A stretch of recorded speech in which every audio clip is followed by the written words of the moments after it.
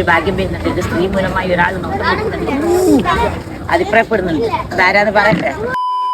കണ്ണൂരിലെ ഫേമസ് ആയിട്ടുള്ള അണ്ടലൂർ കാവിലേക്കാണ് നമ്മളിന്ന് പോയത്. അത്യാവശ്യം നല്ല ആളുണ്ടായിരുന്നു, എന്നാലും സാധാരണ വെച്ച് നോക്കുമ്പോൾ ആള് കുറവാണെന്ന് ചങ്ങായി പറഞ്ഞത്. മേലേക്കാവിലേക്ക് കയറുന്ന വഴി തന്നെ 2-3 തെയ്യങ്ങളെ കണ്ടു. രാമായണത്തെ അടിസ്ഥാനമാക്കിയുള്ള കെട്ടിയാട്ടങ്ങളാണ് ഇവിടെയുള്ളത്. അതുകൊണ്ട് തന്നെ മേലേക്കാവ് അയോധ്യയായിട്ടും താഴേക്കാവ് ലങ്കയായിട്ടുമാണ് കണക്കാക്കുന്നത്. ഉച്ചകഴിഞ്ഞൊരു സമയമായപ്പോൾ ബാലസുഗ്രീവ യുദ്ധം തുടങ്ങി. അപ്പോഴേക്കും നല്ല ആളായി. ഉത്സവത്തിന്റെ ഭാഗമായെത്തുന്ന ആർക്കും ഇവിടെയുള്ള വീടുകളിൽ നിന്ന് അതിഥി എന്ന പോലെ അവിലും മലരും കൊടുക്കുന്നതാണ്. അവിടുത്തെ നാട്ടുകാരൻ നമ്മുടെ സീനിയറായ സായന്തിന്റെ വീട്ടിലാണ് നമ്മൾ പോയത്. അവില്, മലര്, അതിനൊപ്പം കഴിക്കാനുള്ള പഴം, നെയ്യ് എന്നൊക്കെയായിരുന്നു വിഭവങ്ങൾ. അവിടെ ചെന്ന പിന്നെ സമയം പോയത് അറിഞ്ഞില്ല. വൈകുന്നേരമായപ്പോൾ നമ്മൾ തിരിച്ചു.